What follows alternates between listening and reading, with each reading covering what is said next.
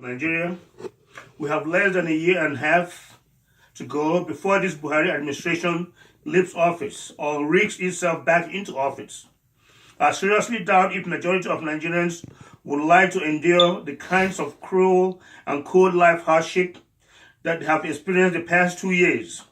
We have seen many commit suicide, crime rate has reached an epidemic level, and social vices are threatening to break the nation.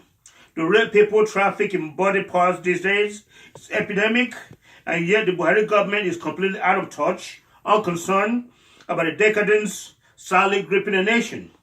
Instead of addressing these problems, Buhari and his cohorts are busy harassing and bullying men who have indicated their interest in the presidential election.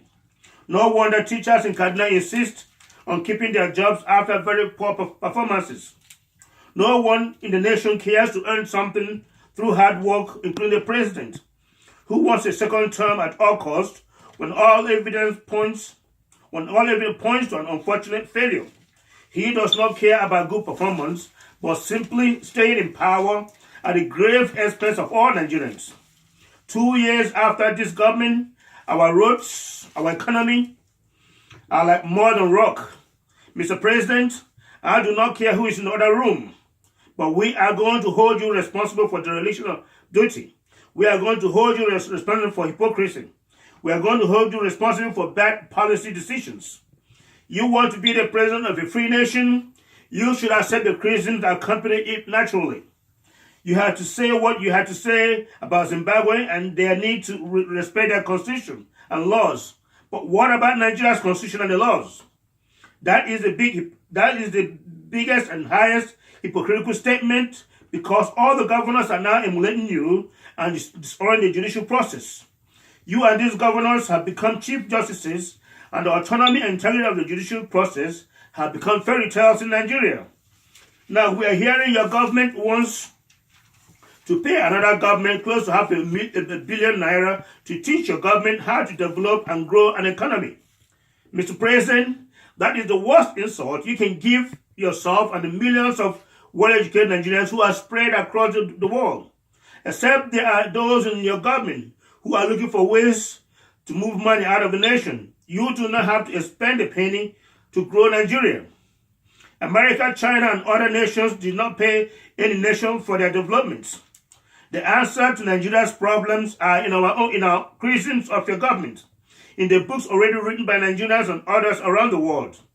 They are on the internet. With less than $5 million, you can assemble both your genuine critics and those and find real solutions. From China to Brazil, their development histories are all there for you to read. You do not need another nation to show you how to invest globally. You do not need anyone to teach you how to boost our naira. This knowledge has been there since we became a republic. You do not need another nation to teach you how to unite a nation and maximize skills and talents across the nation. This Christmas alone, Egypt, Ethiopia, Turkey, and other smaller nations will be racking up billions in revenue from international airfares and equally making it more convenient for their citizens to travel. Nigeria does not need anyone to teach her how to do that. I have repeatedly attempted to bring your attention to the huge potential in the petrochemical industry, but you rather pay an outsider to teach you what you already know. A few months ago, you were the United Nations angry at how Muslims in one of the Asian countries were killed. But here in your own nation, you are blind and deaf to the killing and abuse of your own citizens if they are not Muslims. Just this week, over 26 young Nigerian girls died in mysterious ways, and the Italian government had to accept their bodies and give them decent burials because you and your government realized that there were no Muslims in their midst.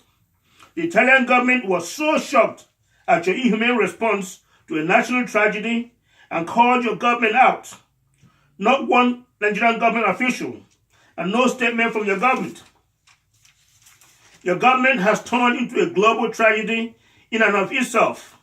You rather care for the lives of Muslims in Indonesia, but totally disregardful of the deaths of our young boys and girls trying to escape the hell and misery you have made of their lives living in Nigeria.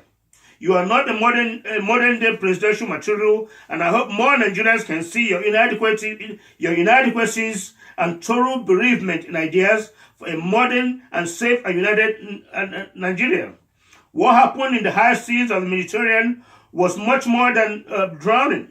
It was sodomy, it was rape, and it was mass suicide, and our government could have quickly dispatched criminal investigators to secure the cops and determine the whole truth. It could have quickly dispatched ships or planes to return the bodies and declare a state of national mourning. It could have insisted on the international community to assist it to find those who are culpable and bring them to justice. And upon arrival of the bodies, it could have sought to identify the young girls and give their families solace. At worst, it could have temporarily broken off diplomatic relationship with Libya or other small nations that were involved. None of this were ever considered necessary for a president to show the world that he cares for his citizens. And he sends the most horrifying message to the rest of the world that Nigerian lives are worthless and disposable. Given these scenarios, these human traffickers have been emboldened and are now selling Nigerians as slaves in Libya and nearby countries. CNN has been following this evil and ugly trend and asking the right questions, and all the need are the governments of these citizens, namely the West African nations, to step up and protect their citizens on the shores of Africa. This is not the shores of America or Europe, on the shores of Africa. Questioning why Italy buried our young girls is a lame excuse for a lousy and unpatriotic government of Nigeria. If this is a changed government, why have we not proscribed those who burned Kachuku's house? Why have we not proscribed those who attempted to assassinate Fayoso by blowing up his car in Lagos? These are terror acts and dereliction of duties. It is a very dark season for our nation. We cannot be pursuing Boko Haram while equally perpetrating terror acts by our government. Thank you, and may God bless you.